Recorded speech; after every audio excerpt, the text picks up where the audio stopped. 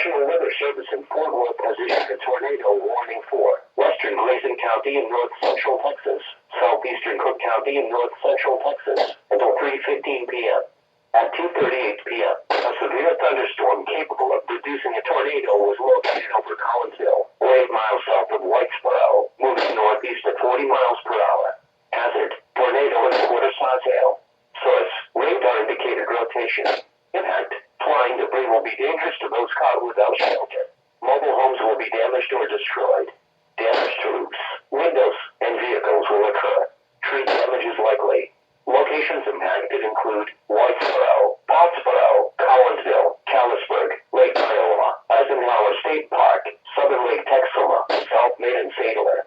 This tornado warning replaces the severe thunderstorm warning issued for the same area.